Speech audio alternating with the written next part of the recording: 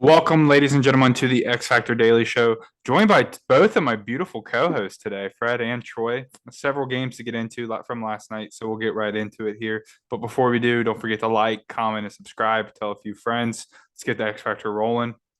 Up first, we have the Pelicans defeating the Clippers in Los Angeles, 112-91. Zion Williamson came back. He had 21, 12, and 7. CJ McCollum with 22, 5, and 3. Trey Murphy continues to be really solid plug in for this team at 15, 5, and 1. Larry Nance Jr. with 15 off the bench as well. Fred, what have you seen from this Pelicans team that you really like? That they're deep, man. I mean, you got two guys like Najee Marshall and Trey Murphy. I like Najee a lot coming out of Xavier and Trey Murphy out of Virginia. Like, it just proves that they are more than just their top three. They're big three guys. And I mean, you have guys like even Devontae Graham coming off the bench, and Jose Alvarado, of course, going to give you that lift. And then you have adding Garrett Temple's veteran presence. Larry Nance Jr. is a veteran, so there's the mixture of youth and like the veterans. And my question coming in was, how are these guys going to play along the big three? And I think it's going to work out just fine out there in New Orleans. I think it just proves why they're one of the top teams to look out for in the West. Yeah. And for the Clippers side, if I remember correctly, they were holding on to a lead early in this game, and the Pelicans just blew it open and obviously took advantage. Troy, I know we've talked about this before, but it's like, is how freaked out are you for this Clippers team? I'm very freaked out because one thing with Paul George that has been kind of a stickler over the last few years is just inconsistent play. He struggles to stay on the floor, and then whenever he's on the floor, you don't know whether you're going to get MVP PG, where he can go off for 40 every night and be super efficient, score the ball at an unbelievable clip, or you're going to get the PG that the Clippers got yesterday, where he scored 14 points, only had 3 rebounds, 3 assists, 5 of 19 from the floor, 2 of 8 from downtown. And this team that we praise for their depth, it's really getting questioned with guys like Kawhi not being able to stay out there every night. And like I said, Paul George, Marcus Morris, like Nicholas Batum, those guys need nights off. They're getting older and aging. So yeah, the Clippers team, man, it's an interesting one. Yeah, Norm Powell was the only other Clipper that really stands out. He had 18 off the bench, 50% shooting. Zubac had an off night as well. I've been high on him all season. But, I mean, it's just an off night for the Clippers. It seems like they're having a lot more of those lately. We'll move on here. Boston Celtics took on the Washington Wizards, came out on top 112-94. For the Celtics, Jaylen Brown had 24 and 10. Jason Tatum had 23, and Malcolm Brogdon had 23 off the bench. Fred, was it you that said we haven't really seen Brogdon really get going yet up to this point? And it's good to see him finally get rolling for this Boston team, and it shows how dangerous they are with him coming off the bench. Yeah, I'm glad he finally had that kind of breakthrough game. Having that role for Boston is going to be so huge going forward. They need him to provide so much spark off that bench. So it just makes them even more dangerous going down the line. Wizards, Kristaps Porzingis had 17 and 13. Bradley Beal only with 12 points. He shot 4 of 16 from the field. Other than that, Rui Hachimura had 13 and 9. I know that the Wizards are 3 and 3, so they're not great. Obviously, they're a 500 team. Troy, is there a puncher? Do they have a puncher's chance to make any kind of noise in this Eastern Conference? No. Yeah, No, I agree. I'll leave it short and simple. This is kind of what I expected the Wizards to be when the season started, and they were able to sneak out some wins early. But this is kind of the team I expect, especially with a guy that I'm really high on, and Bradley Beal, not looking like Bradley Beal every night. He's showing some inconsistent play. So it's just weird that Wizards team is just full of just strange, Yeah. Accumulation of players that it's hard to really tell what you're going to get. Yeah. Hottest team in the league right now, in my opinion. The Cleveland Cavaliers came out on top 121-108 over the New York Knicks. Donovan Mitchell continues to have an outstanding season. After putting up 41 the other night, he puts up 38 and 12. Karis LeVert only had 1 point, which I thought it was hilarious because him and Donovan Mitchell both had 41, and then Karis LeVert the next night goes for 1. And I think this depth for the Cavs showed. You have Dean Wade stepping into this starting lineup, had 22. Evan Mobley had 16. Jared Allen had 6 and 13. Kevin Love had 29 off the bench, shooting 9 of 14. Troy, let me try to figure out how to word this. How seriously should people be taking the Cavs? Very, very serious. Their punch that they can hit you in so many ways. They have their twin towers and then they have, their twin guard duo in Mitchell, and we haven't even seen them with Garland yet, but Mitchell and LeVert even have done really, really well together. This team's nasty. If they pick up, I said it in our video, if they pick up a guy like Jay Crowder, I think this team is a title contender, could easily come out of the East. Could really test some of these top tier teams because they have the length, they have the size, they have the depth, they have it all. Every box you need to check to be a contender, they have. So I love this team. They're unbelievable. And for the Knicks, it was kind of spread out scoring. RJ Barrett had 15, Julius Randle had 15, Evan Fournier 16, Jalen Brunson also was 16. Fred, I feel like there's several different answers for this, but like, what's one thing you think this Knicks team's missing? A superstar. And I don't think because I don't think Jalen Brunson's that. And he's a great number 2, but I think they need that number 1 guy, a headliner guy who goes out there and gets you 25, 30 a night. And I think they're lacking that scoring and that just pop, playing in Madison Square Garden, missing that, guy that they can really get behind and hold up on that pedestal. So, you're not going to get it with Evan Fournier, Isaiah Hartenstein, like Derrick Rose is way past his prime. So it's a mess. The fact they're sitting at 3-3 is pretty impressive to me. And I think Jalen Brunson's been good, but again, I just don't think he's that guy. One game that I really enjoyed watching last night was the Detroit Pistons coming out on top over the Warriors, 128-114. I'll quickly hit the Warriors here. Steph Curry had 32, 6, 3, and 2 on 10 of 24 shooting. Jordan Poole started and shot 10 of 21. I think that might be a sign that maybe Clay shouldn't be getting as much run as he has been lately. But for the Detroit Pistons, I wanted to highlight this. Cade Cunningham had 23, 10, and 9. Not fantastic shooting, 9 of 20, but still 45% is not bad. Alongside Sadiq Bey with 28, Bogdanovich had 21, Isaiah Stewart 24 and 13, Jaden Ivey 15. I love this Pistons team. I was higher on them than a lot of people in the beginning of the season. And if you watch highlights of this game, Cade Cunningham at certain points was able to just get to the mid range, get to his spot, and raise up above Jordan Poole and raise up above Steph Curry because he has the size. And that starting lineup played very well. I think the Pistons are a team that can beat anybody on any given night. And we saw it there last night. Where would you guys rank Cade as far as like young point guards in this league? Like, you can't rank him above LaMelo, obviously. You can't rank him above Shea. Like, who does he compete with when it comes to young point guards in your eyes? I'd throw Garland in there too. I don't think he competes with Garland. That's fair. I would agree. Ja. I'd edge Ja.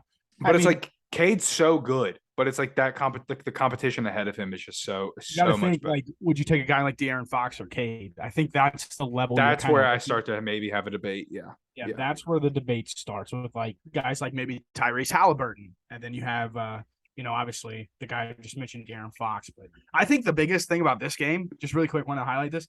I was watching this game because I thought it was going to be a fun game. Like, I thought you called it yesterday. You said the Pistons were going to push them. They were going to win. And I was kind of with you. I was like, dude, this is going to be a close game. I like how they got down early. It didn't look very pretty early. The Warriors kind of pounced on them, almost put up 40 points in the first quarter. That didn't phase this young Pistons team. In the second quarter, they absolutely punched them in the mouth, regained the lead, and then just steamrolled them the rest of the way, won every other quarter. That's the biggest sign for me. They didn't get down. They didn't get frustrated. They were down, double digits early. And just kept fighting, kept willing, and ultimately won the game by double digits. Yeah, I think can't guard. I think this Pistons team could be very scrappy and scrap their way into the play-in tournament. But we'll move on. This is a game I particularly don't want to spend a whole lot of time on because this is the third time these two teams have matched up. And it is the Memphis Grizzlies losing yet again to the San Antonio Spurs, 98-107. I don't want to spend a lot of time on this game. One thing I will say is the Timberwolves defense is not good when Rudy Gobert and Karl-Anthony Towns are not on the floor. Late in the game, it was a close game. And I think 2 or 3 possessions in a row, the Spurs just were able to backdoor whoever was guarding them for a layup. And it kind of took the game from closer and gave the Spurs the edge later on. Keldon Johnson had 25 and Doug McDermott had 23. Is there anything you guys particularly want to hit on this game? Because, like I said, there's not much. Timberwolves are just I don't like watching the Timberwolves. Yeah, not at all. Moving on. Dallas Mavericks defeated the Orlando Magic 114-105. Luka did have a great game, but I do think, and I've said this before, and I'll say this again, I could go on and on. I can read off the Luka stats. It was a phenomenal night yet again. I think the biggest thing is this Magic team is fun to watch, and they put up a good fight against this Mavericks team. But for the Mavericks, it's just a matter of getting things going for all your guys at once, and I think that's the biggest question I've had this whole time. But that's personally from a Mavs fan. Fred, what did you see from this Mavs team? I like the spread out scoring outside of Luka. I know he put up 44, but the other guys, filling in nicely. Yeah. Christian Wood's kind of cooled off a little bit. It's something I really noticed. And I'm so happy to see Timmy Hardaway healthy. That dude's an absolute bucket. But Luka, I mean, he looked great. I thought he shot the ball well. Not from deep. He went 2 for 9, but I mean, 17 for 26. I mean, that's absolutely lighting it up at a consistent clip. So, so we'll see. Not a lot of assists on the Mavs side is another thing that that really stuck out to me. 15 assists, so not the most. 15 out of 41 field goals made. So, and then for Orlando, they're just super young, and I got to see Paolo get consistent. Yeah, this was I think the first night that at least I've noticed of Paolo having a rough night from the field. 6 of 20, 30% from the field. Troy, one thing I will say that I liked is, even with him struggling, he was still getting his shots up. Still, he wasn't afraid to keep that thing going. When it comes to Paolo and a guy like Benedict Mathurin, who do you edge it out to in this early Rookie of the Year race? Without blatantly looking at numbers, right, I would have to assume that Mathurin's efficiency is up there. Right. Like just based off of what I've seen, what I've watched. The highlights, obviously, they're blacked out, so we're not watching them too much. But just based off the numbers, I would honestly give it to Mathurin. Yeah, it's very tough. I think both those guys have proven they're league ready. But yeah, Paolo with an off night. Bol actually didn't have a bad game. This Magic Bol looks kind of good. Yeah, this Magic team is so fun to watch. I don't know. I can't put my finger on why, but they are one of my top 4 league pass teams, even though they're guaranteed to be pretty bad. But nonetheless, the Houston Rockets losing to the Phoenix Suns last night, 109-124. Spread out scoring for the Suns. Miles Bridges, 15. Cam Johnson, 19. Devin Booker, another great night, 30. Chris Paul with 10 and 15. And Jock Landale with 16. Cameron Payne and Landry Shamet with 12 and 10 each. Jock Landale might be a sleeper candidate for 6th man of the year. He's casually hooping, bro. He's fun. Where do you guys rank this Phoenix team right now in the league? Are they still a top 4 team for you in the entire league, based on how they've been playing right now? Yeah. You want that one, Fred? Yeah, I'd say so. I mean, numbers don't lie. I mean, Devin Booker's playing at MVP level. Chris Paul looks like he's, found a nice little role, and, kind of, even though he's taking a step back in the scoring department, he's still dishing and diming. And I mean, you have Mikal Bridges playing at a high level. Cam Johnson stepping into that new role. Starting role's nice. And then you got a kid like Jock Landale at St. Mary's that, I mean, nobody probably even heard of. And he's absolutely balling off the bench. So, I mean, numbers don't lie. I mean, I'd take him as top 4 in the West right now for sure. In the entire league, though, what about the entire league? I don't know about top 4 in the league. Definitely in the West, but I'd put a couple more teams ahead of him. Troy, I can't remember off the top of my head where you put them in your Western Conference standings. Wow. Yeah. So what did you think you were going to see, and what have you seen? I just thought I expected the CP3 offensive drop, but honestly, the type of guy I assume Chris Paul, the way he relays himself, I thought he'd be a little bit more lackadaisical if his numbers weren't very good in terms of shooting numbers and scoring wise. Like, I knew he'd always facilitate, but he's like really facilitating. Like, he's facilitating his rear end off. Like, he may not be scoring, but he is setting up everyone. And that's something that I'm kind of surprised, because I would assume that he would kind of just be like, all right, it's my time to take a step back. He's not 6'8" like LeBron and can just play bully ball. He actually has to kind of work to get in and get to his spots. But I'm really impressed with Chris Paul, to be completely honest. Yeah, this Suns team, I was still high on them because I knew that regardless of everything that had happened throughout the offseason, they have the talent to still be a top team. And I think up to this point, we've definitely seen it, especially 5-1 record up to this point. So I love what's going on in Phoenix. Last game of the night last night, and this is going to put a smile on all Troy boys' face. The Lakers pick up their first victory of the season, 121-110 over the Denver Nuggets, rather. LeBron 26, 6 and 8, 10 to 22 shooting. Anthony Davis 23 and 15, 10 of 18 shooting. Russell Westbrook coming off the bench and having a good night, 50% from the field. 18, 8 and 8 from Russ there. Troy, what did you see from your Lakers team that you loved last night? It's the first time this season and all of last season that Russ looked himself. Like Russell Westbrook looked like Russell Westbrook. He was flying around. He was making plays. He was dancing. He was rocking the baby. He was getting the crowd involved. He was just having fun again.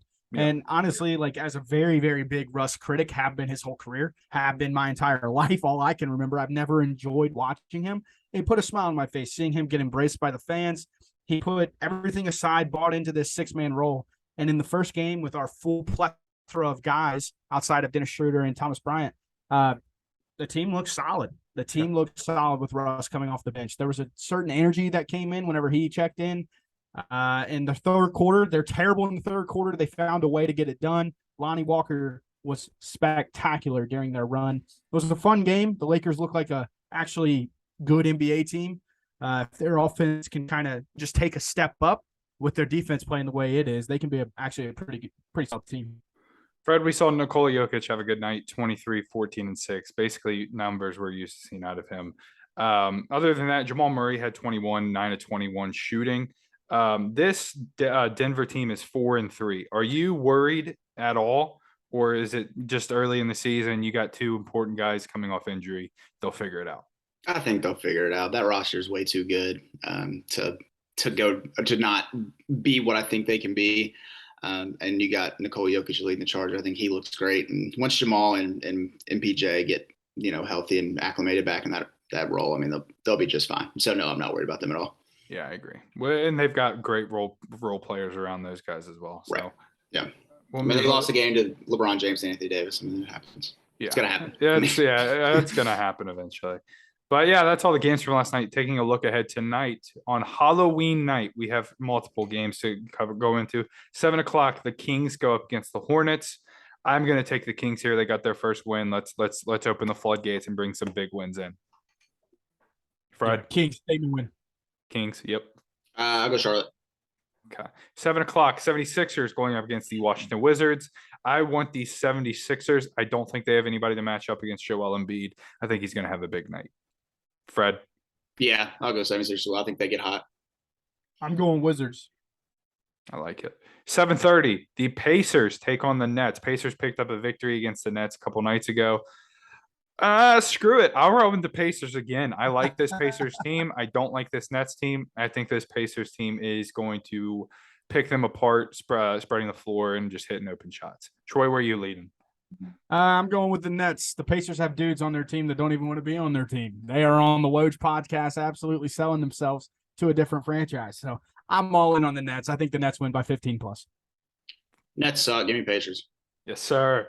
7:30, the Hawks take on the Raptors. This will be a very good game. Might be. This is the game of the night, in my opinion. Give me the Atlanta Hawks. I think their two backcourt guys really had a great game against the Bucks the other night, and I think they're going to be able to keep that rolling and figure out another player to step up and fill that void as well. So give me the Hawks. Fred, where are you leaning? Yeah, I think the Hawks have a good shot going to the Eastern Conference Finals after watching them play. I'm going to go Hawks as well. Hawks have beat Toronto pretty bad here tonight. Raptors. I love it. 8:00. This will also be I think it's either going to be a very good game or it's going to be a blowout very quickly. The Pistons take on the Bucks. I'm still going to take the Bucks as much as I love this Pistons team. Giannis is the best player in the world, and nobody's going to be able to stop him. Troy, Bucks. The Pistons off a back-to-back. I just think the Bucks come in here. They have a different look in their eyes. We'll get into them a little bit later, I'm sure, but in our actual podcast. But yes, Bucks. Giannis goes for 50. Yeah, I like that. Yeah, I like that. 9:00, the Grizzlies take on the Jazz. The Jazz beat the Grizzlies a couple nights ago, I do believe. I'll go Grizzlies. I don't think they lose 2 in a row to a Jazz team like this. I got Right. Laurie Bird having a big game. Larry Bird. Jazz. I'm Troy. also going with Jazz. I like that as well. Rockets 1-6 take on the struggling 2-4 Clippers. I think the Clippers team organization is cursed, and I think they're always bound to start off bad. And I'm going to take the Rockets here. A big night for. Let's go Jalen Green. Big night. Fred. I think Paul George bounces back and goes for 38 tonight and wins. Yeah, I'm with Fred. That was going to be my hot take of the night. Paul George goes for 40 off a terrible night, and the Houston Rockets are the worst team I've seen this year. So Get Tari some more minutes. My God. Yeah, but that'll have it. Another great night in NBA. Halloween. I might tomorrow's podcast. Stay tuned. I might give out a costume of the night. Rule is if I'm watching that game and I see a fan with a great costume, I'll shout him out. You should see mine. Other than that, it was a great night. Don't forget to like, comment, subscribe. We will see you all again tomorrow.